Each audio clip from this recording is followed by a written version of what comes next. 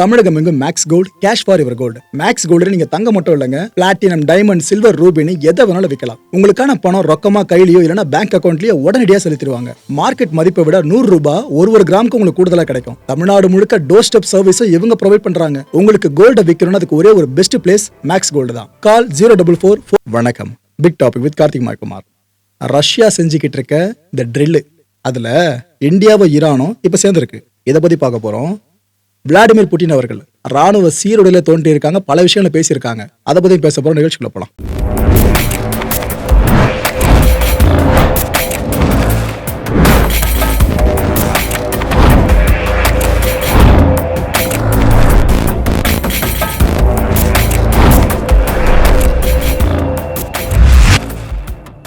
Ukraine அதிபர் Volodymyr Zelensky, இவரோட mind set இப்ப என்ன தெரியுமா? நான் உங்களுக்கு அதிகமான வெப்பன்ஸை கொடுக்க முடியாது. யாருக்கிட்ட? யுக்ரைனிய சோல்ஜர்ஸ் கிட்ட. ஏன்னா எனக்கு வெஸ்டர்ன் கண்ட்ரிஸ் கொடுக்குற வெப்பன்ஸ் தான் நான் உங்ககிட்ட கொடுக்க முடியும். பட் நம்ம கேட்குற பெரிய பெரிய வெப்பன்ஸை கொடுக்க மாட்டாங்க. அல்ல சொல்ல வெப்பன்ஸ்லாம் கொடுத்து விட்டுறாங்க. அதனால என்னால் உங்களுக்கு கொடுக்க முடியல. ஆனால் எனக்கு ரஷ்யாவை ஜெயிச்சாகணும்பா, ஜெயிச்சு காட்டுங்க அப்படின்றாரு. எவ்வளோ ஒரு மாதிரி கான்ட்ராஸ்டாக இருக்குன்னு தெரியுதா? அந்த சோல்ஜர்ஸ் என்னதான் பண்ணுவாங்க பாவம். அவரோட மைண்ட் செட் இப்படி இருக்கா. இன்னொரு பக்கம் யுக்ரைன் டாப் மிலிட்டரி கமாண்டர் ஒருத்தர் சம கோவம் மக்களே. அவரோட சொந்த சோல்ஜர்ஸ் மேலே சரியான கோவம்.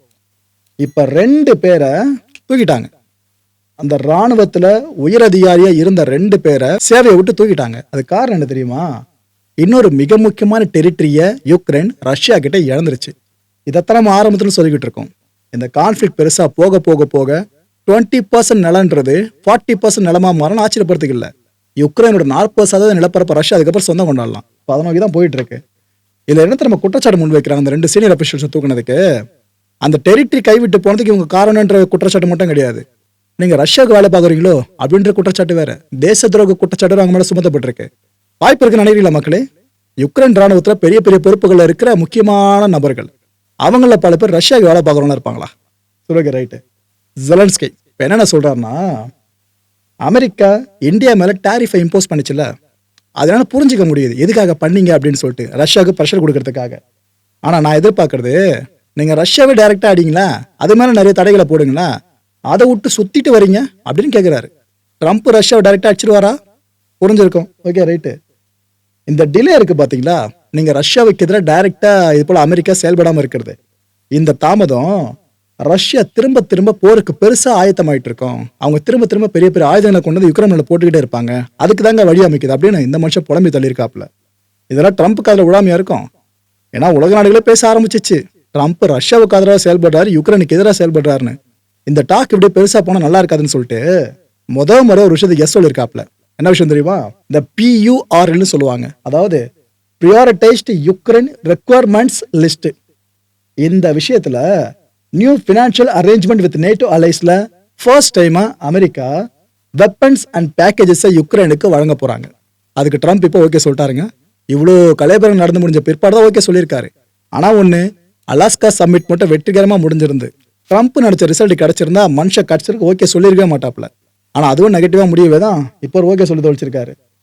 ஆக்சுவலா இந்த PURL இருக்குல்ல, இது ஸ்பெசிஃபிக்கா எப்படி தெரியுமா டிசைன் பண்ணப்பட்டுச்சு?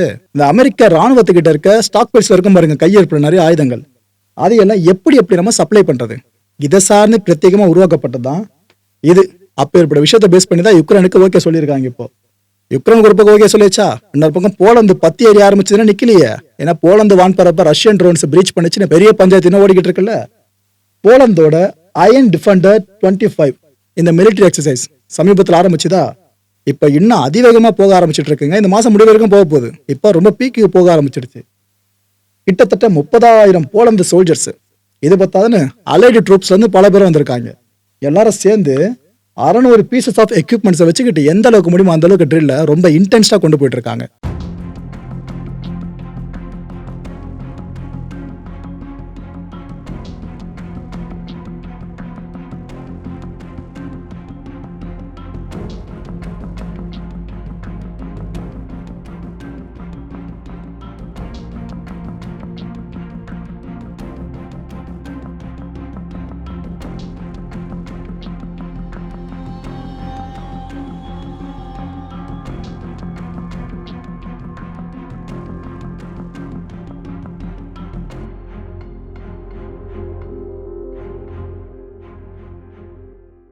போலந்தோட அந்த ட்ரில்லை பார்த்து ஆஹா ஓகோன்றீங்கன்னா அதுக்கப்புறம் நீங்கள் பார்க்க போகிற விஷுவல்ஸ்லாம் என்ன சொல்ல போறீங்கன்னு தெரிலங்க. ரஷ்யா ஜப்பாட் 2025 இந்த ஸ்ட்ராட்டஜிக் எக்ஸசைஸ் இருக்கு பார்த்தீங்களா, இந்த நிகழ்வுக்கு புட்டின் வந்தாருங்க. ஏன்னா கடைசி கடத்த நெருங்கிடுச்சுல அந்த drill, Putin வந்துட்டாப்ல.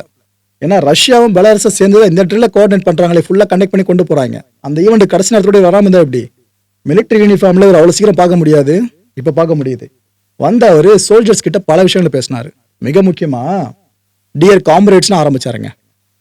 We holding final day of Zapad ட்ரில்னு சொல்லியிருக்காரு. நம்ம இறுதி கடத்துக்கு வந்துட்டோம்ப்பா. இந்த ட்ரில்லில் இது வரைக்கும் சூப்பராக பண்ணியிருக்கீங்க எல்லாருமே. நாம இப்போ எந்த த்ரெட்டாக இருந்தாலும் சமாளிக்கிறதுக்கு ரெடி ஆகிட்டுன்ற விஷயத்த சொல்லியிருக்காரு.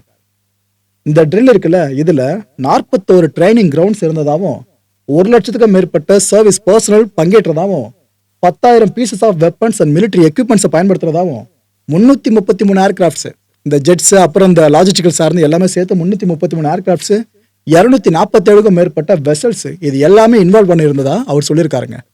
இந்த காட்சியெல்லாம் நீங்க எப்பவுமே பார்க்க முடியாது. புட்டின் இந்த ராணுவ உடையில வர்ற காட்சியெல்லாம் அதை இப்போ பாருங்க.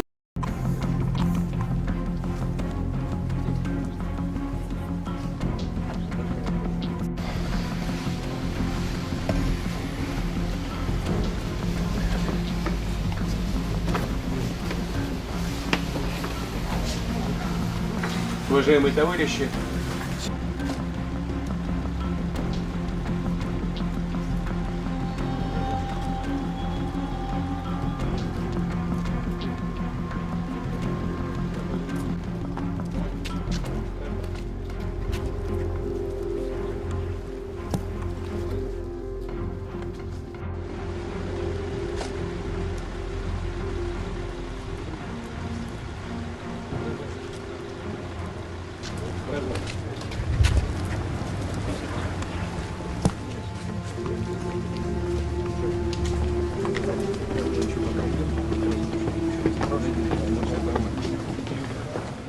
நமக்கு முதல்ல டவுட் இருந்துச்சுல, என்ன எந்தெந்த நாடுகளும் இந்த ஜாப்பாட் ட்ரில்ல கலந்துக்கிறாங்க, இந்தியா சைடில் போகாமல் இருக்குமா அப்படின்னு சொல்லிட்டு.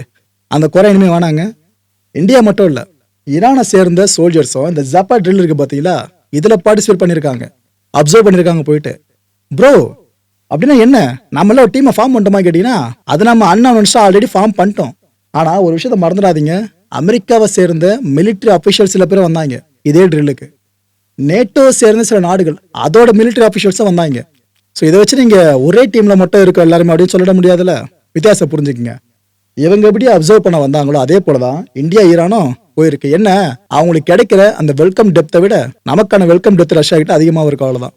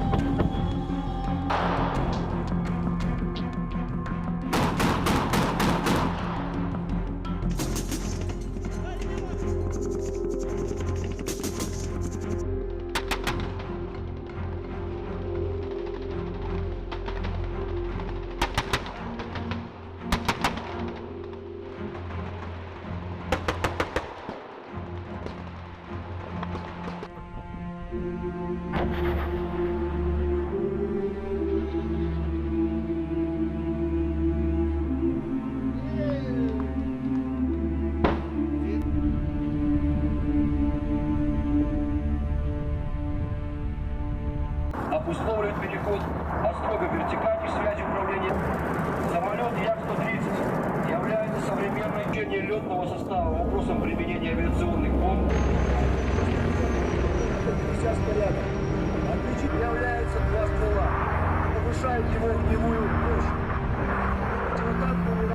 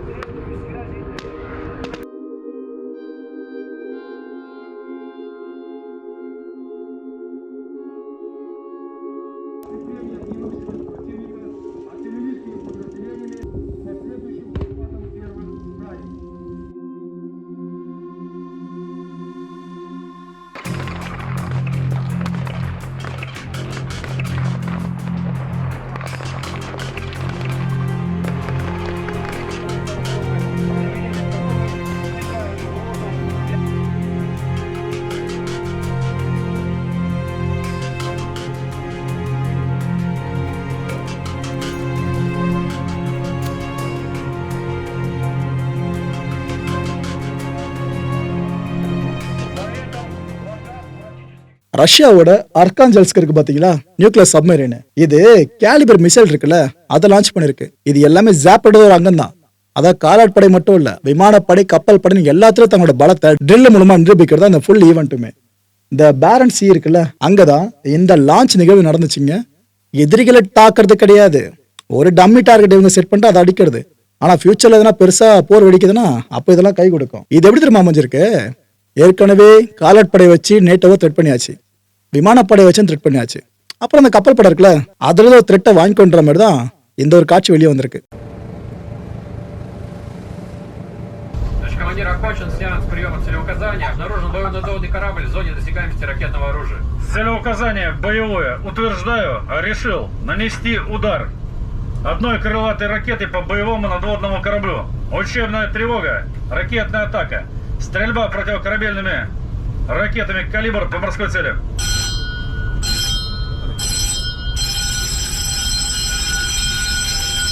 Запрещены переключения в электромагнитической системе систем ФВД и гидравлики охлаждения. Создать рубежи обороны. Кормовая переборка первого отсека. Командир обычного, назначить старт. Одну крылатую ракету «Калибр» из торпедного аппарата номер 3. Решить стрельбовую задачу. Цель досягаемая. Действует. Робби 90, глубина 42. Хрен 0, дифференц 0. В опасной запретной зоне посторонних целей нет бит. До старта 3, 2, Командир обычного, залп. 0. Есть залп. Точка 1. Начал пусковой цикл по торпедному аппарату номер 3. Товарищ командир, есть ход ракеты с торпедным аппаратом номер 3, замечаний нет.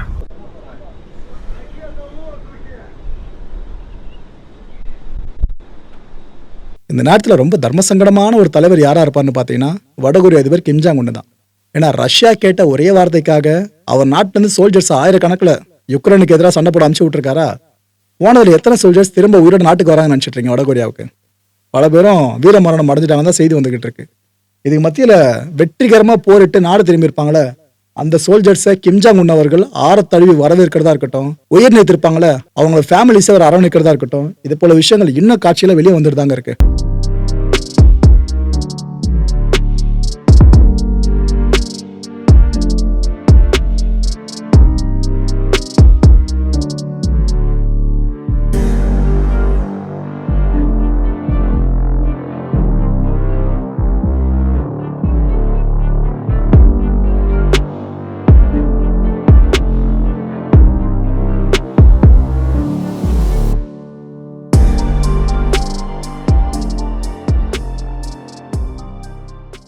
மக்களை இந்த கான்டென்ட்டை பொறுத்தவரை மனசு ஒரு வினாருக்கு முடிஞ்சதுக்கான பதில்களை கீழே கமெண்ட் செக்ஷனில் கமெண்ட்டாக லீவ் பண்ணுங்க.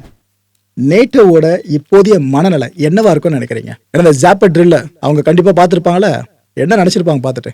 அடுத்த நிகழ்ச்சி சந்திக்கலாம். நன்றி, வணக்கம். தமிழகம் எங்கும் Max Gold, cash for your gold. Max Gold நீங்க தங்க மட்டும் இல்லைங்க, பிளாட்டினம், டைமண்ட், சில்வர், ரூபினி எதை வேணாலும் விற்கலாம். உங்களுக்கான பணம் ரொக்கமா கையிலயோ இல்லைன்னா பேங்க் அக்கௌண்ட்லயோ உடனடியாக செலுத்திடுவாங்க. மார்க்கெட் மதிப்பை விட 100 ரூபாய் ஒரு கிராமுக்கு உங்களுக்கு கூடுதலா கிடைக்கும். தமிழ்நாடு முழுக்க டோர் ஸ்டெப் சர்வீஸும் இவங்க ப்ரொவைட் பண்றாங்க. உங்களுக்கு கோல்ட விற்கணும்னா அதுக்கு ஒரே ஒரு பெஸ்ட் பிளேஸ் மேக்ஸ் கோல்டு தான். கால் 04445454545. வணக்கம் மாயம் ஸ்டுடியோஸ் நண்பர்களே. மாயம் ட்ரெண்ட்ஸ் அப்படின்ற ஒரு புதிய ஃபேஸ்புக் பேஜை ஓப்பன் பண்ணியிருக்கோம். நீங்கள் யூடியூப்பில் பார்த்துட்டு இருக்கீங்களா நம்மளோட கான்டென்ட்ஸ்லாம். இதெல்லாம் விட ஒரு படி மேலே ரொம்ப கிறிஸ்பாகவும் ரொம்ப சூப்பராகவும் நிறைய கான்டென்ட்ஸ் உங்களுக்கு இந்த பேஜில் காத்துட்டு இருக்குங்க. ஸோ உடனடியாக ஃபேஸ்புக் பிளாட்ஃபார்ம் போங்க, மாயம் ட்ரெண்ட்ஸ்னு டைப் பண்ணி சர்ச் பண்ணி நம்ம பேஜை ஃபாலோ பண்ணுங்கள். அப்படியே நம்ம சேனலையும் நீங்கள் சப்ஸ்கிரைப் பண்ணிட்டீங்க அப்படின்னா இன்னும் நிறைய புது புது கான்டென்ட்ஸை உங்களுக்காக ப்ரொடியூஸ் பண்ணி கொடுத்துக்கிட்டே இருப்பாங்க. நீங்கள் பண்ணுற ஒவ்வொரு சப்ஸ்கிரிப்ஷனும் எங்களுக்கு பெரிய மோட்டிவேஷனாக அமையும்.